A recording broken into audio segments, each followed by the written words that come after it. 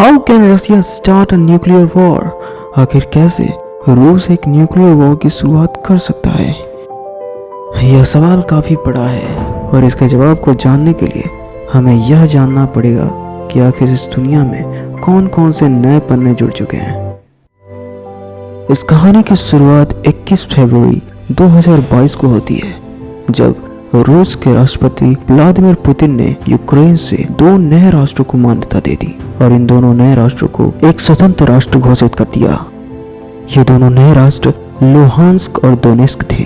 रूसी राष्ट्रपति के इस फैसले के बाद उन दोनों नए राष्ट्रों में रूसी सेनाओं के जमावड़ा और भी ज्यादा बढ़ गया, जिसके बाद यूक्रेन तीनों ओर से रूसी फौजों से घिर चुका था। इसके बाद रूसी राष्ट्रपति व्लादिमीर पुतिन ने स्पेशल मिलिट्री ऑपरेशन के नाम पर यूक्रेन पे बैलिस्टिक मिसाइलों से हमला किया। इस हमले के एक रात पहले रूस के राष्ट्रपति ने अपने देश और पूरी दुनिया को संबोधित किया। इस संबोधन में इन्होंने अमेरिका और नाटो को एक धमकी भरा संदेश दिया कि अगर किसी भी बाहरी राष्ट्र ने अगर इस युद्ध में मध्यस्थता की तो परिणाम काफी भयानक हो सकते हैं, इतने भयानक जितने इतिहास में कभी नहीं हुए। इसके बाद नाटो और उनके देशों ने अपने सैनिकों को भेजने से मना कर दिया, परंतु यूएसए के प्रेसिडेंट जो बाइडेन ने रूस पे बहुत ही कड़े प्रतिबंधों का आह्वान किया और उनका साथ देते हुए और भी नाटो देशों ने उन पे प्रतिबंधों का ऐलान किया।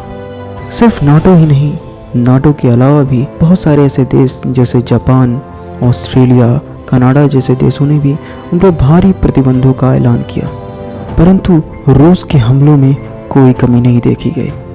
उसके बाद 2 मार्च 2022 को यूरोपीय यूनियन के प्रेसिडेंट ने रूस के बैंकों को स्विफ्ट पेमेंट सिस्टम से कट ऑफ कर दिया। यह रूस पे एक इकोनॉमिक न्यूक्लियर हमले के बराबर था, क्योंकि रूस के बैंक अब इंटरनेशनल ट्रांजैक्शन नहीं कर सकते थे। यहाँ तक कि जापान, यूएसए जैसे देशों ने अपने करेंसी को भी रूस में बैन कर दिया, यानी रूस सिर्फ अपनी मुद्रा रूबल में ही व्यापार कर सकता था। इन सभी प्रतिबंधों के बाद रूसी करेंसी धराशायी होने लगी। रूस की करेंसी रूबल में 30% की गिरावट देखी जा रही है। गूगल, एप्पल, फेसबुक, अमेजन और माइक्रोसॉफ्ट जैसी बड़ी कंपनियों ने रूस पर प्रतिबंधों का ऐलान किया, लेकिन फिर भी व्लादिमीर पुतिन के हमलों में कोई कमी नहीं देखी गई, बल्कि उन्होंने दुनिया को और डराने के लिए अपने न्यूक्लियर डेटरेंट फोर्स को अलर्ट पे कर दिया। अब हम उस सवाल पे आते हैं कि क्या रसिया सच में न्यूक्लियर अटैक कर सकता है? इस सवाल के कई जवाब हो सकते हैं। अगर यूक्रेन अपने हथियार डाल दे और रूस के इन 3 शर्तों को मान ले तो युद्ध रुक सकता है, परंतु अगर यह युद्ध नहीं रुका तो इस बार इतिहास फिर लिखा जाएगा, परंतु इस इतिहास को पढ़ने वाला कोई नहीं होगा।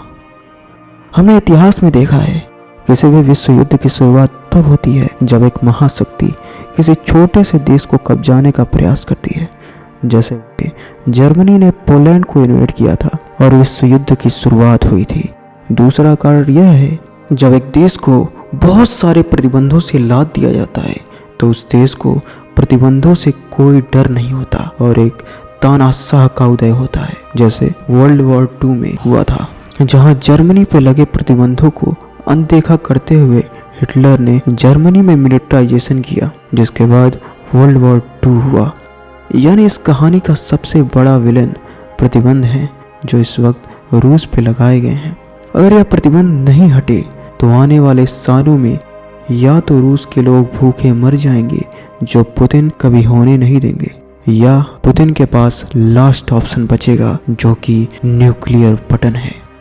पुतिन न्यूक्लियर बटन से बिल्कुल नहीं हिचकिचाएंगे, क्योंकि अगर वह न्यूक्लियर बटन नहीं दबाते हैं फिर भी उनका देश तबाह होने वाला है।